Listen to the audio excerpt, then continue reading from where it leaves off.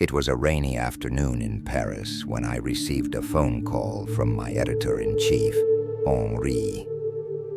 The rain was drumming against the window of my small apartment, creating a symphony of sounds that usually calmed me. But Henri's urgent tone made me sit up straight in my chair. "Camille, we have a mission for you," he said, without preamble. "A series of recent disappearances in the Bermuda Triangle is gaining international attention. We need someone with your determination and investigative skills to find out what's happening." My heart raced. I had read countless articles and theories about the Bermuda Triangle, but I never imagined I would have the chance to investigate it myself. "I'm in, Henri. When can I start?" I asked, trying to hide the excitement in my voice. "Great. You'll be meeting with Pierre Moreau, a scientist specializing in paranormal phenomena. He's been summoned by the French government to accompany you on this investigation." The mention of Pierre Moreau made me a bit uneasy. I knew his work and was aware that he was skeptical about supernatural explanations, despite being an expert in the field. I arrived at Charles de Gaulle Airport the next day and spotted Pierre immediately. He was exactly as I had imagined, tall, with graying hair, round glasses, and an expression of constant skepticism. We greeted each other with a brief exchange of glances and a formal handshake. "Camille, I presume?" he said in a deep voice. "Yes, Pierre. Pleasure to meet you. I've heard a lot about your work." "I hope not too much," he replied with a half-smile. "Let's get straight to the point. I don't believe in the conspiracy theories about the Bermuda Triangle. I'm here to find a rational explanation for these disappearances. And I'm here to keep an open mind to all possibilities," I countered, already feeling the tension between us. We boarded the plane bound for Bermuda, a small private jet piloted by Jacques, a seasoned aviator with a tired yet determined look. As we settled in, Jacques came over to us. "I lost a close friend in the Bermuda Triangle a few years ago," he revealed, his voice choked with emotion. "I promised myself that one day I would find out what happened to him. I hope you're ready for whatever we find out there." "We're ready," I said, trying to convey a confidence I didn't entirely feel. During the flight, Pierre and I had heated discussions about the possible causes of the disappearances. He insisted on scientific explanations, while I argued that there were a series of unexplained events that deserved deeper analysis. "Camille, do you really believe there's something supernatural involved?" he asked, with a tone of disdain. "It's not about believing or not, Pierre. It's about investigating all possibilities. Sometimes science can't explain everything." Suddenly, the plane began to shake violently. I looked out the window and saw dark clouds rapidly forming around us. Jacques shouted from the cockpit, "Hold on! A sudden storm is hitting us!" The plane's instruments started to fail, flashing and emitting alarming sounds. Pierre and I exchanged a look of pure apprehension. "What's happening?" I asked, my voice trembling. "I don't know. But we need to stay calm," Pierre replied, trying to appear calmer than he really was. The storm completely enveloped us, lightning illuminating the dark sky and the sound of thunder reverberating around us. The plane shook, as if it were a toy in a child's hands, and I gripped the armrest tightly. "Jacques, can you control the plane?" I shouted, my voice almost drowned out by the roar of the storm. "I'm trying, but the instruments are going crazy," he responded, the panic evident in his voice. Pierre and I looked at each other, aware that we were about to face something much bigger than either of us could have imagined. And so, our journey to uncover the mysteries of the Bermuda Triangle began, surrounded by danger and uncertainty. Interruption for a moment to ask for your help. Please like, follow us, and click the bell so you can receive our videos and help the channel grow. The impact was brutal. When I regained consciousness, the first thing I noticed was the sound of the ocean, rhythmically crashing against the sand. The plane was in pieces, but miraculously, we were all alive. Pierre was helping Jacques out of the wreckage while I tried to stand, feeling every muscle in my body protest. "Camille, are you okay?" Pierre asked, his voice revealing a concern I hadn't expected. "Yes, I'm fine. And you?" I replied, trying to hide the pain I felt. "I'm in one piece, at least physically." "Jacques, can you walk?" Pierre turned to the pilot, who nodded with effort. "Yes, I can. But where the hell are we?" Jacques looked around, confused, and I realized he was right. The island didn't seem to be on any map I had ever seen. "Let's explore a bit," I suggested. "We need to understand where we are and look for help." The island was a mystery in itself. As we walked through the dense vegetation, we found wreckage from various planes and ships, some so old they seemed like relics from another century. Pierre was jotting everything down in his notebook, which irritated me a bit. It seemed like he was more interested in documenting than in getting out of there. "Look at this, Camille." Pierre called my attention to a worn-out journal he had just found among the wreckage. The name on the cover was almost illegible, but with some effort, we managed to decipher it. Henry. We opened the journal and began to read. Henry was an explorer who had shipwrecked on the island years ago. His notes spoke of strange events, lights in the sky, and inexplicable sounds during the night. He mentioned seeing people who shouldn't be there, as if they were ghosts. "This is getting way too strange," I murmured, feeling a chill. "I agree, but let's keep going. We need more information," Pierre responded, a thoughtful expression on his face. As we advanced through the island, I started having visions. At first, they were just shadows at the corner of my eyes, but soon the figures became more distinct.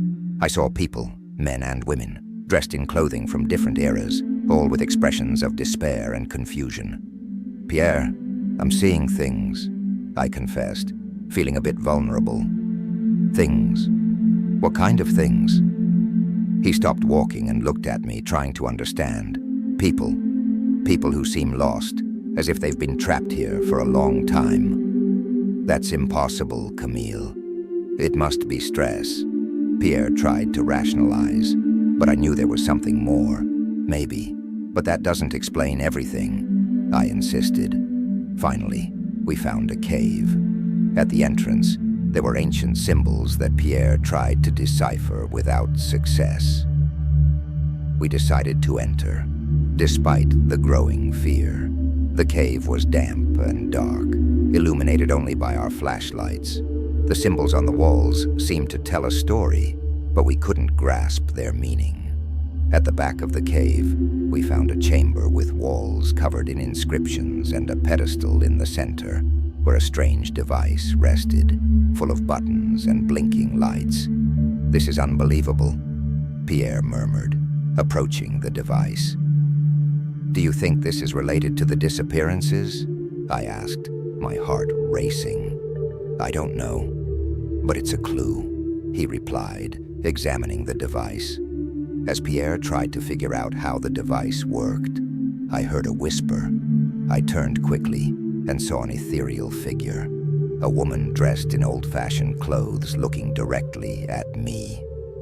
"You need to help us," she said, her voice echoing in the cave. "Pierre, I think we should leave," I suggested, trying not to panic. "Wait, Camille. I think I'm starting to understand how this works," he insisted, ignoring my warning.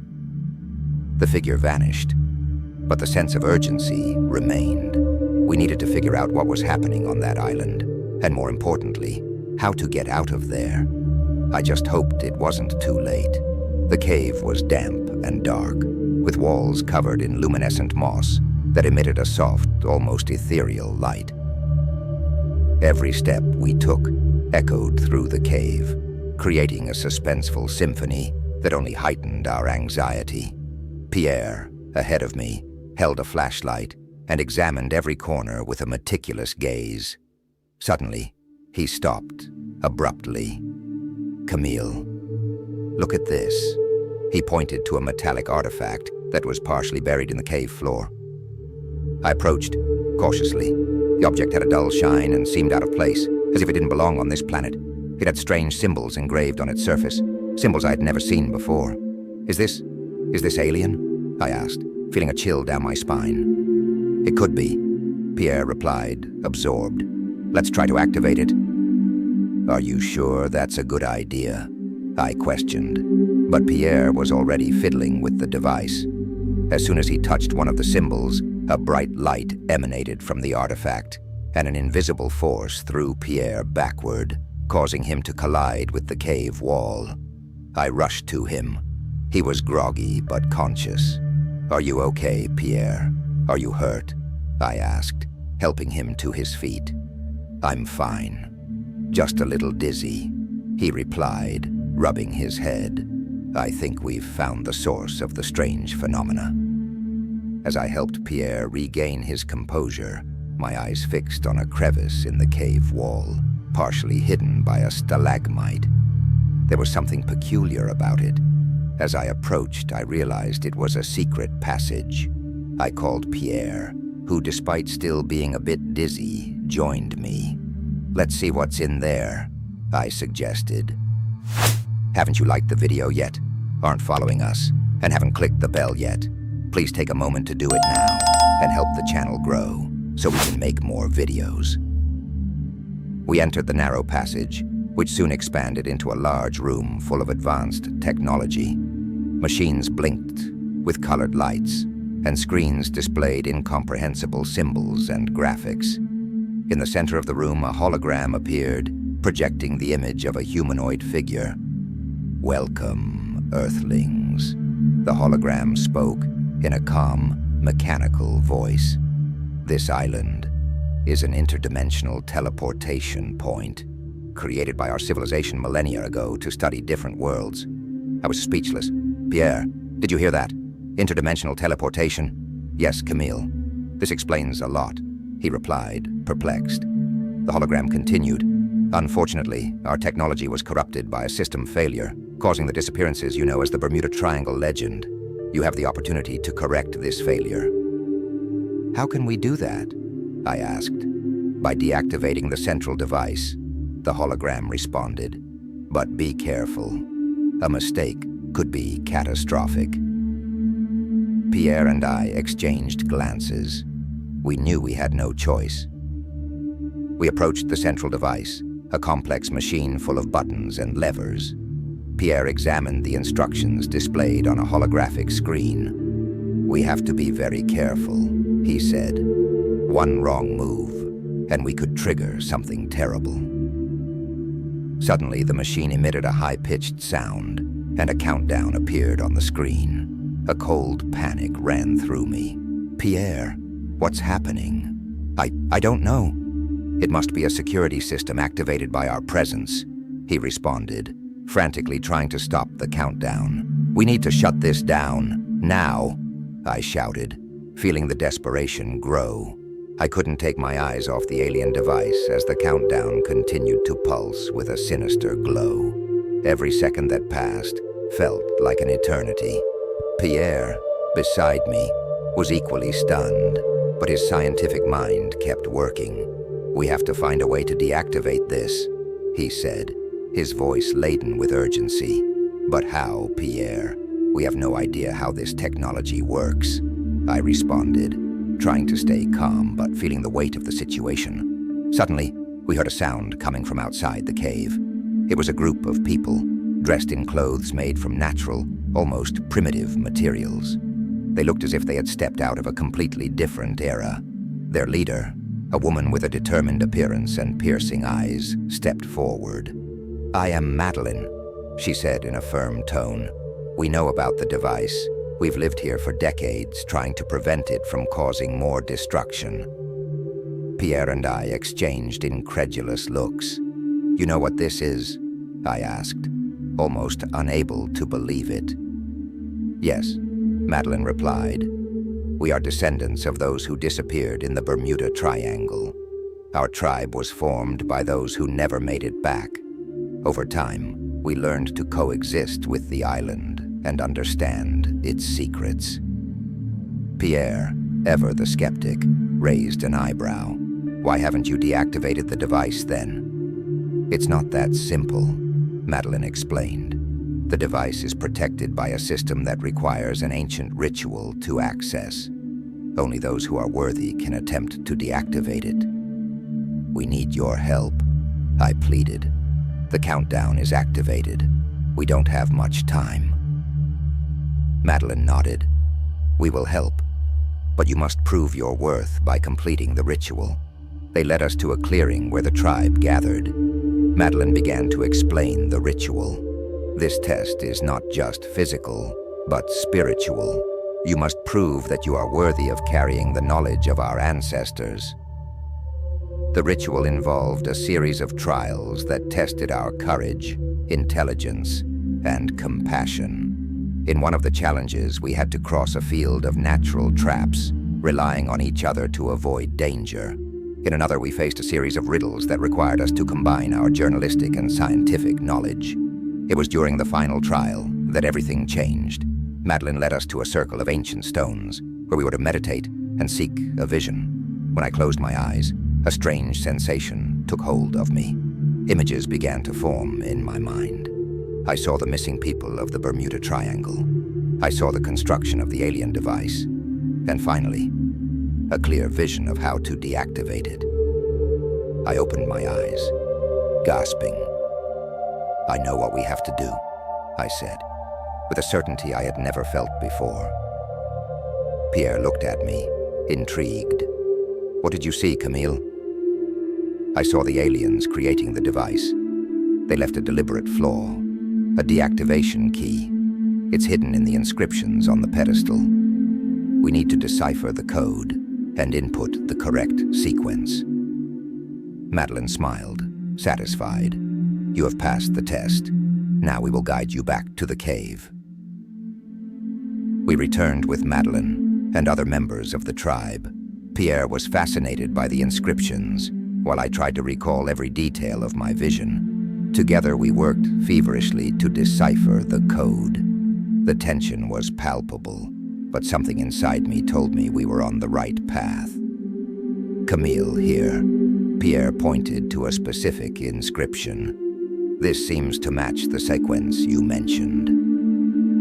I touched the inscription with trembling hands and began to input the sequence. The cave trembled slightly, and the device's glow began to fade. The countdown stopped, and a deep silence filled the cave. We did it, I whispered, almost in disbelief. Madeline and the members of the tribe looked at us with gratitude. You have saved us all, she said with a reverence that made me blush. But before we could celebrate, a strange sound echoed through the cave. The device began to emit a different glow, and a portal started to form before us. Pierre, what's happening? I asked, alarmed. He looked at the portal with wide eyes. I think we've activated something else. Something that could take us to a world we never imagined. And so the true adventure was just beginning. I can't believe you're not following us yet. Please like the video, follow us, and click the bell. Help us grow the channel. Camille, Pierre shouted, but his voice seemed distant. I was pulled by an invisible force, and before I could react, I found myself in a completely different place. Pierre was beside me, equally stunned. We both slowly got up, observing the new environment around us. We were in a parallel world, a futuristic and strangely familiar version of Earth. Pierre, where are we? I asked, my voice trembling. I believe we are in one of the dimensions that the device connects to, he replied, looking around with both fascination and concern. The alien civilization that created the device must be somewhere around here. As we explored, we encountered signs of alien life. tall and slender beings with glowing eyes and luminous skin, observed us with curiosity. One of them approached, speaking in a language that sounded like a combination of music and mathematics. Pierre tried to communicate using gestures and simple words, but the aliens quickly understood our dilemma. They led us to an imposing structure that appeared to be a command center. There, a hologram activated, showing an alien leader who explained their plans. "Our world is dying," he said, his voice translated by some technological device. "And we need a new home. Earth is our best option." My heart raced. "You want to colonize Earth?" I asked, trying to stay calm. "Yes," the alien leader replied, "but we do not seek conflict. We need to find a way to coexist." Pierre looked at me, his eyes revealing the gravity of the situation.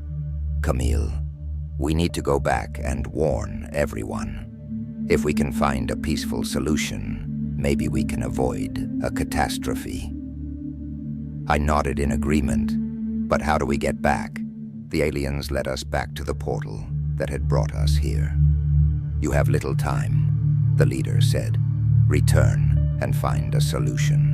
The fate of both worlds depends on you." With one last look at that strange and fascinating world, Pierre and I stepped through the portal back into the cave. Madeline and the members of the tribe were waiting for us, their expressions filled with hope and fear. "We managed to deactivate the countdown," Pierre said, breathing a sigh of relief. "But our mission is far from over. We need to find a way to coexist with this alien civilization." Madeline nodded. "The journey continues. We are ready to face whatever comes." The weight of responsibility was overwhelming, but I also felt a spark of hope. Together we could face any challenge that the Bermuda Triangle threw at us. The true adventure was just beginning. Leave a comment telling us what you liked and what you didn't like, so we can improve our stories. And also, leave a comment with a suggestion for a new story theme. And please like the video, follow us, and click the bell. Thank you very much, and see you in the next video.